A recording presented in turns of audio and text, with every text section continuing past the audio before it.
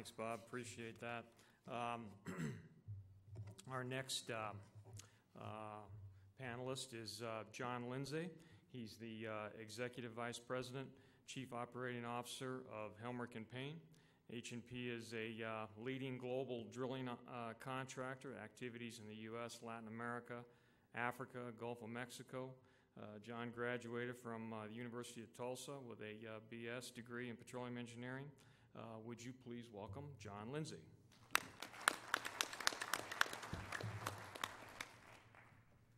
Thank you, Ted. Good afternoon. First time to be able to participate in this conference, so I appreciate the opportunity. And as Ted said, we're an international-based offshore company as well as a U.S. land company. Those are the three operating segments. We were founded in 1920. Been in business a long time. Had a lot of growth over the next few years. Talk a little bit about our strategy and how we got there. We really, since the late 90s, realized that rigs needed to improve. They needed to improve on the safety side, on the environmental side, environmental footprint, emissions, and into attracting a better employee to the oil field. And so that's really what we focused a lot of time and attention on. The first 50 flex rigs that we built were all on spec, all built on speculation, and we built 6 in 98, 12 in 2001, and then 32 from 02 to 04. We loved it. Our customers loved it. The investment community hated it and started selling our stock, so we decided in the future we better have a term contract for our rigs. And so that's really been our model. But from our perspective, we believe it's technology, it's innovation, and that's how you're going to get ahead. Today we started building Flex 2s and Flex 3s in 2002, Flex 4s in 2006, and then recently we've announced Flex 5s. This is our ramp up. The majority of the growth engine in the company, represented in the blue, is U.S. land. We have a small offshore fleet of TLPs and platform rigs, and then we have the international land fleet. The growth engine, again, has been the U.S. land fleet. The other thing that we do from a strategic perspective, I think, that differentiates us is that we build our own rigs, we design our own rigs.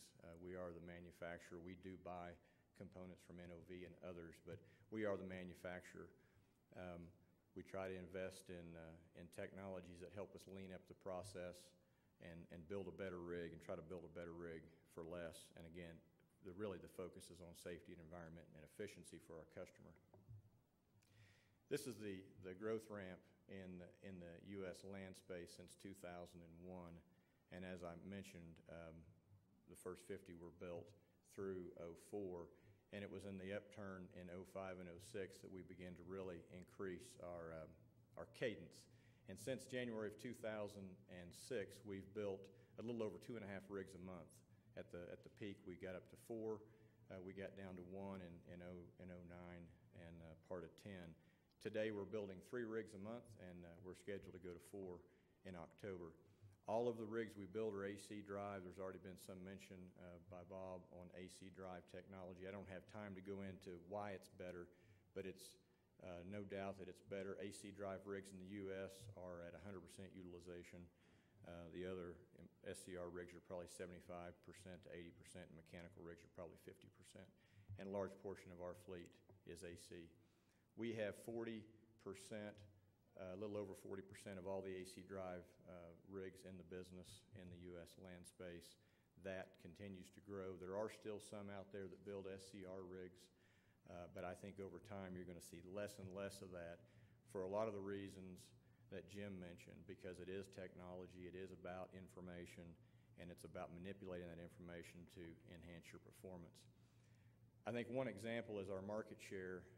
10 years ago, we were barely on the radar screen, a little over 4% market share compared to our largest competitors. Today, we're just slightly under 12%. We're the most active contractor in U.S. land. We're not the largest, but we're the most active, again, because of the premium fleet, because of the technology and people. We've been able to accomplish that in a marketplace where we've been able to command a margin premium. We have to command a margin premium, again, because the fleet, over 80% of it is new. We obviously have to deal with much higher depreciation, much higher investments than contractors with older rig fleets that were built in the 70s and the 80s. We have a nice book of business as far as our term contracts. We're a little over 60% booked on term contracts, and that kind of shows how that looks going forward. Again, that's been part of our strategy. Wall Street had a great idea, and we've continued to try to do that. Today, we're at 217 active rigs in the U.S. land space, and you can see offshore and international land. Been a lot of talk about international today. We're encouraged by that. We really see international as a longer-term play, but I think it is I think you have to take a long view. I think it's going to happen. We're seeing some opportunities develop for flex rigs internationally, but today, as I said, U.S. land is the real growth engine. We're in all the major unconventional plays. We're the largest player in the Eagle Ford. This shows 70-some-odd rigs. We have 59 working there today. This shows all the rigs that we have announced, but we're in, again, all the major plays. We're either usually first or second largest in each of these. And again, most of it is going to oil and liquids rich, as already been discussed.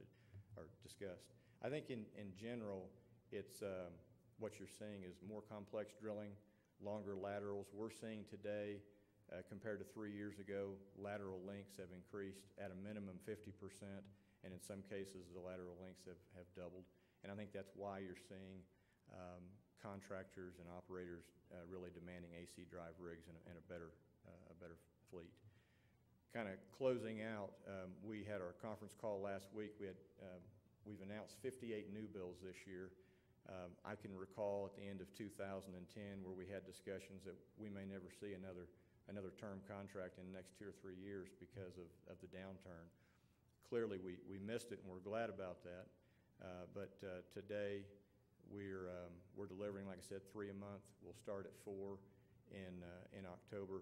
We're still building Flex 3s, and again, we've announced a Flex 5, which is more.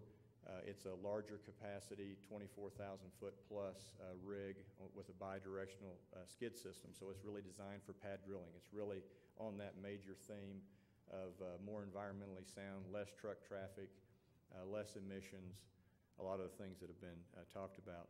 We have 12 slots open for 2012. We continue to have encouraging conversations. And again, we're excited about the opportunities ahead. So thank you for your time.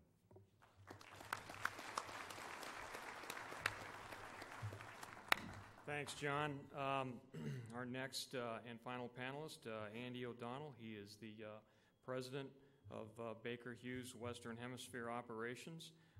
Baker Hughes, as everyone knows, is a oil field services company that has more than 50,000 employees across the globe. I'm proud to say that Andy served our country as a Marine Corps pilot, and he holds a Bachelor of Science degree from University of California and an MBA from Pepperdine. So with that, please welcome Andy O'Donnell. Thanks, Ted. Somehow in my career, I always end up being the last guy in the thing between people and lunch or drinks, so I'll make sure I stay on time here. So, as Ted alluded, Baker Hughes is a large oil field integrated services company around the world. Last year we had revenues of about 14.4. Our last quarter we reported revenues of about $5 billion. So obviously a lot of growth also to reflect the full year acquisition of BJ Services that I'll talk a little bit about later. We pride ourselves on being very disciplined about spending money on R&E. We have to spend probably because we're a little bit smaller, a higher percentage per capita, but it's something we're very dedicated to.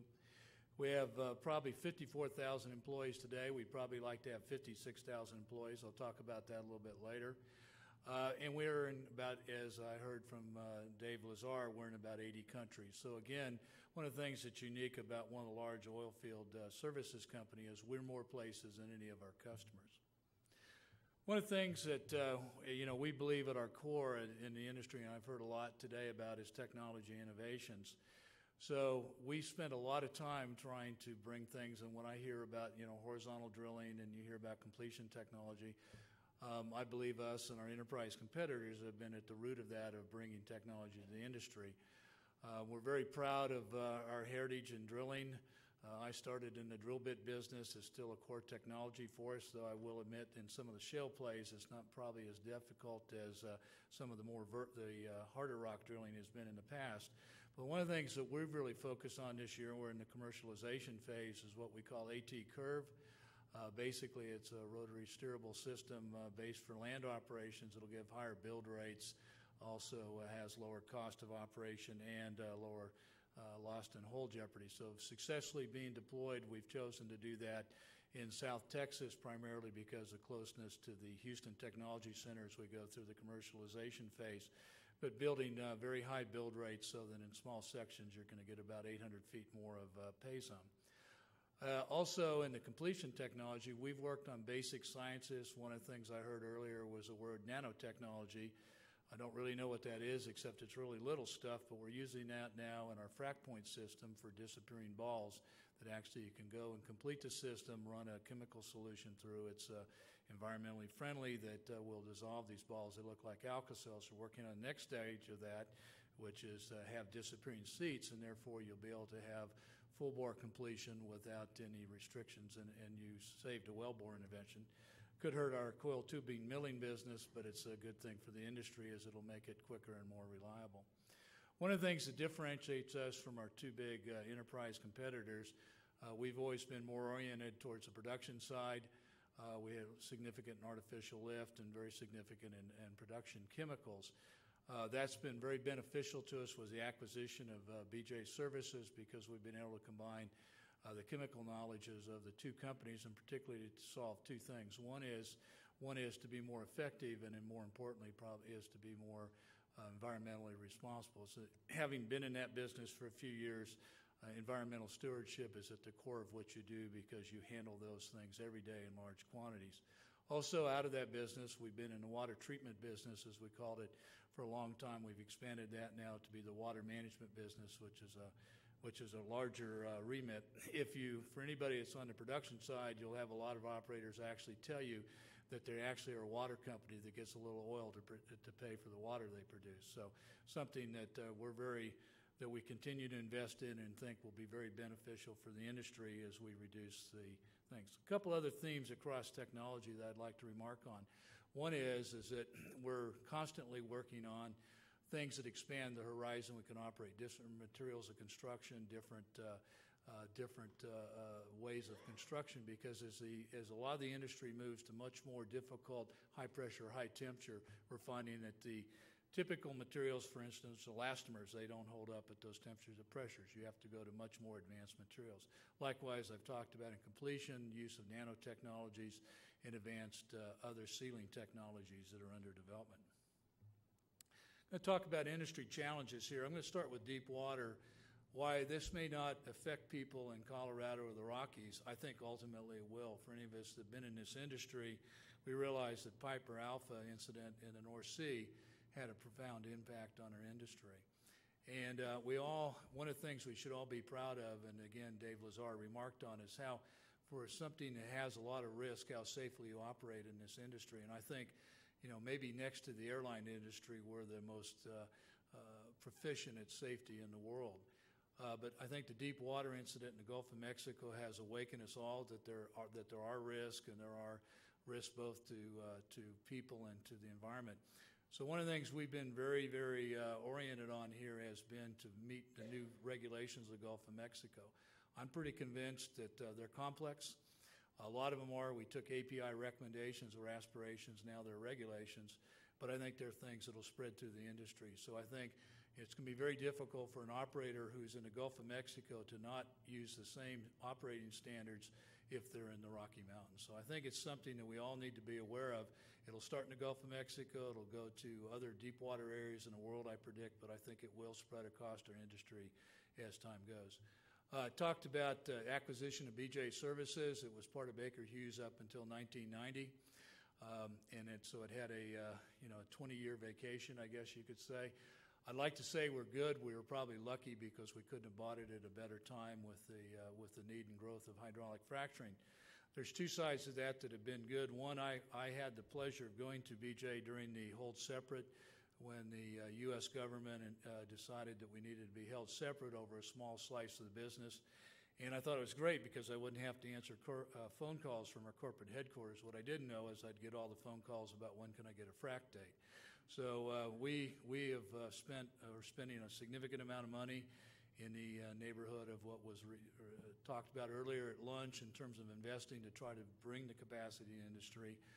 But I'm not so concerned about bringing the capacity now sometimes as I am about other factors, logistics, and Jim talked about it, and sand and other issues. But people is probably the one we worry the most about now.